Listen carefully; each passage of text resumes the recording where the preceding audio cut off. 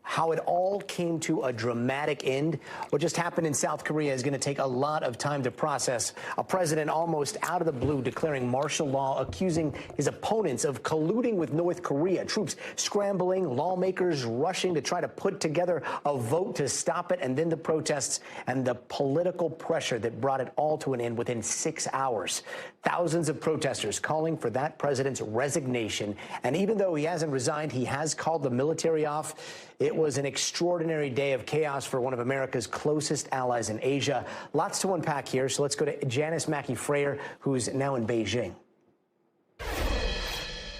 An extraordinary turn of events in South Korea, with President Yoon Suk-yeol agreeing to lift martial law, forced by an emergency vote in the middle of protests. In declaring martial law, Yoon said in a TV address he had no choice to safeguard constitutional order. It was basically a move against the government, citing what he called despicable pro-North Korean anti-state forces. He's been in a bitter standoff and political gridlock with opposition members since he was elected in 2022. The main opposition party immediately condemned the move as unconstitutional and defied the president with a vote to revoke martial law. Large crowds gathered outside the National Assembly building in Seoul. People were also inside the building, windows smashed, police all around it. There's still confusion about where things stand. Under the order, political activities would have been banned, protests prohibited, the media censored. But military officials have been told to pull forces back. The Biden administration is in contact with the South Korean government and is said to be monitoring the situation closely. But President Biden has not commented on the declaration of martial law itself. South Korea is a staunch ally of the United States. There are some 30,000 American troops stationed in the country to guard against North Korea. The political situation is still shaky. It's still unclear. And people in South Korea are stunned by what's been unfolding.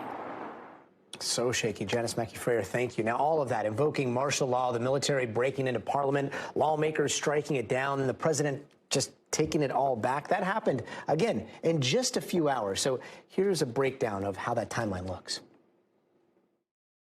북한 공산 세력의 위협으로부터 자유 대한민국을 수호하고 비상계엄을 선포합니다. 11 p.m. Tuesday, December 3rd, South Korea's President Yoon Suk-yeol comes on TV and declares martial law.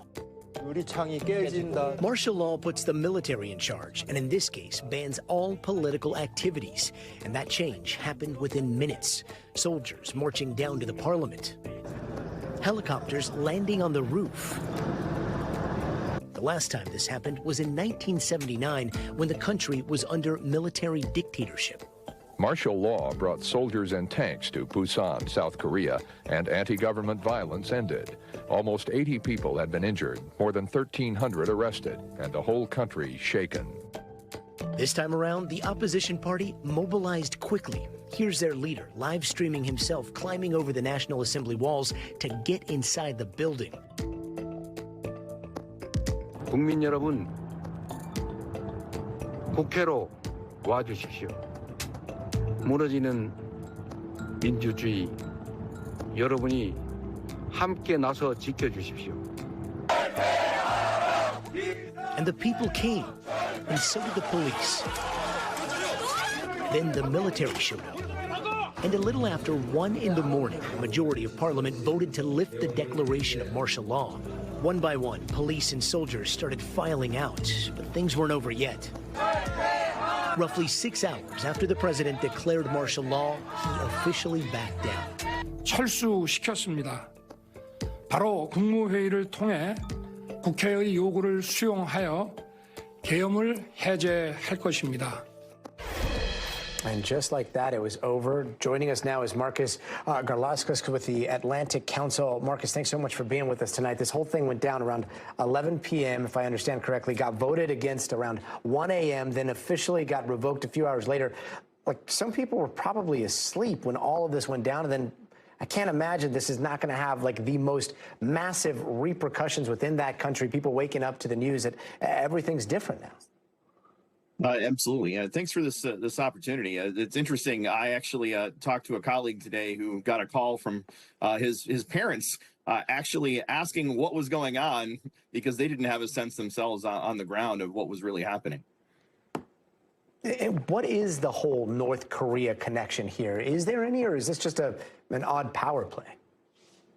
Well, first of all, it's important to keep in mind that one of the justifications that President Yoon used for imposing martial law, and one of the reasons why martial law exists in South Korea as an option, is because of the ever-present threat from North Korea, just like this missile launcher you see in the background moving behind me. So there's always going to be a North Korea factor, any sort of political issue that happens in South Korea. Even if North Korea isn't directly involved, North Korea will be invoked as an issue. And I mean, are there any telltale signs that North Korea was involved here? No, I don't think there's any clear evidence of North Korean involvement. And if anything, I would expect the North Koreans here are sitting back and watching, as they do often when South Korea has these internal moments of political turmoil, looking for opportunity, but not necessarily acting strongly in a way that would unify South Koreans to focus on North Korea as an outside threat. Do you see the calls for resignation growing louder in the next coming weeks? Absolutely. Oh, it's starting to make sense now. He was trying to get troops in the Ukraine war. They were stopping him from doing that.